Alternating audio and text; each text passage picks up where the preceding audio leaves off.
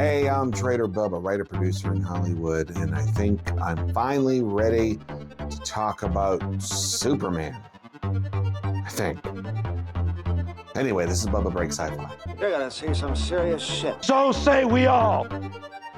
Engage.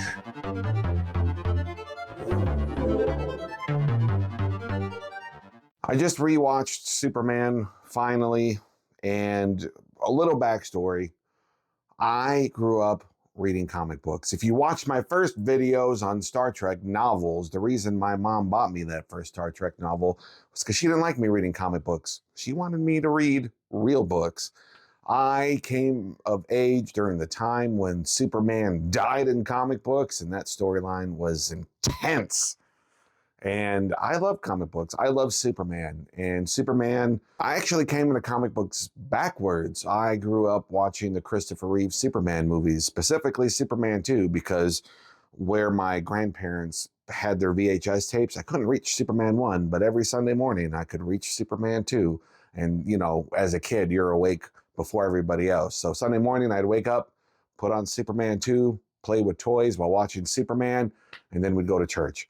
As a professional screenwriter, you're constantly reworking on the craft of writing, and any screenplay should have a first, second, and third act. Every act should have a beginning, middle, and an end. You want to see a rise in conflict, a resolution, and then a small third act to wrap everything up.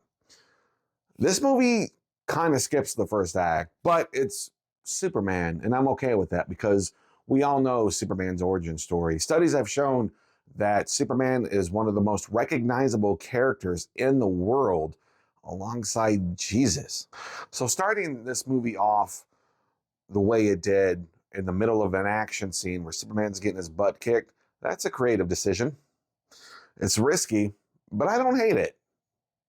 It starts the character off with some immediate conflict. This is the first time that we've seen Superman defeated, and he's got to come back from that. And there's a lot of exposition in that first scene. You see him getting dragged to the Fortress of Solitude. They're playing the clips from his Kryptonian parents, and we see how important this half of a message is to Superman. So then later on in the movie, when we get the rest of that message, and it ain't so good, it really causes an internal conflict with the character, which is great. Superman is so powerful. He can be a hard character to write for because your movie with a hero is only as good as your villain. If you watch the behind the scenes featurettes for Superman, one of the first things they say is we're bringing back color. It's a little bit of a dig at the Zack Snyder films, and, you know, it could be a little deserved. Again, I don't have a problem with the Zack Snyder films. Yeah, with Man of Steel, I kind of wish they had lightened up on that dull color tone palette a little bit. It's Superman. He's supposed to be bright blue. And in the special features, they talk a lot when designing the suit and having the classic debate of whether or not Superman should be wearing trunks or not. They really came down to this. Superman should be huggable.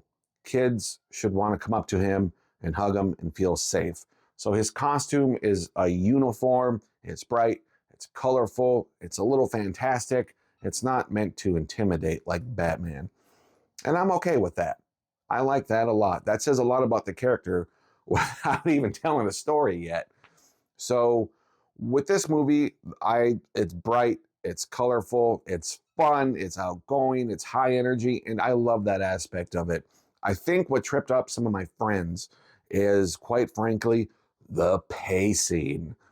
This movie has a sporadic, intense pacing. You're jumping from action to action to action, and then it's sort of backwards. So usually in an old school action movie, you would have roughly about what we call set pieces, right? These are your big action scenes, and you would have about 3 of them, 3 or 4. You usually have 1 in the first act that would kick off the second act. Then you'd have probably 2 in the second act, followed by your large climax that would then go lead into your third act resolution. Modern day movies, because special effects are so whatever now, they don't do that. It's sort of the opposite, to where now your whole movie is action and your quieter moments are now the set pieces. And I think that's what's thrown off some of the older audience. So with scenes like Lois and Clark and Lois's apartment and that interview/argument they have, which is a very long scene, by the way, and probably my favorite moment of the film. Scenes like that, where everything just slows down for a little bit and we get the internal conflict, those are now the set pieces where you get 3 or 4 of them throughout the film. Everything else is just Superman flying around kicking butt. And that's fine. It's a fun movie. It's an action film. I don't have a problem with that, but I think it's throwing off the older audience.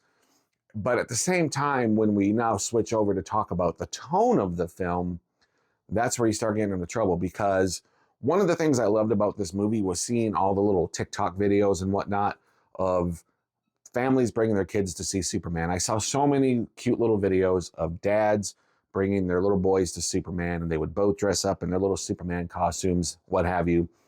I thought that was great. But the problem is that the tone of the film looks like a children's movie, but there's moments in the film that I would love to see the parents' reactions. They drop some swear words in there. There's a few shits thrown at you. Lex Luthor shoots a guy in the head, and they kind of shoot around it, but it still happens.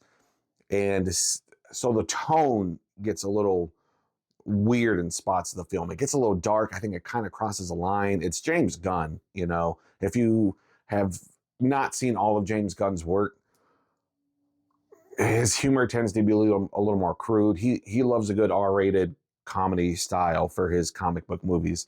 And obviously with Superman, you're not going to do an R-rated film. So there's just these moments where I felt like somebody should have said, hey, we got to pull this back a little bit. It's not enough to ruin the movie by any chance. And again, there's you're talking about 2, maybe 3 moments in the film that does this, but it's enough that it made me, upon the second time I saw it in the theater, it stood out. And I was like, I don't have kids, but if I did, this might be an awkward moment depending on the age of the child. I think my biggest criticism would be the pacing and taking more time with some of these moments to really drive home the internal conflict.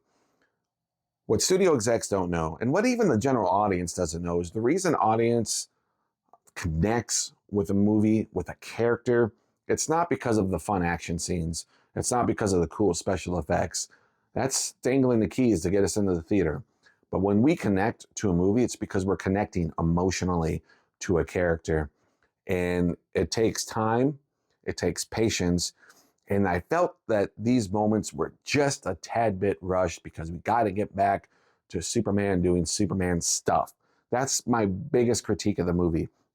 Another reason I think some of my friends didn't respond as well to the movie was they weren't big comic book nerds from the 90s. This movie is a 1990s Superman comic brought to life. All the fantastic characters, I remember when they released the first photo of Superman when he was putting on his boots and there's that whatever in the background outside floating around the city.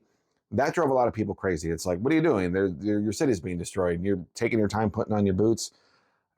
I love how they paid off that moment in the film, because the Justice League, or whatever they call themselves, the Justice Gang, they got it. Superman needs to have a little heart-to-heart with Lois before he goes and hands himself in to find Krypto. That's a great moment.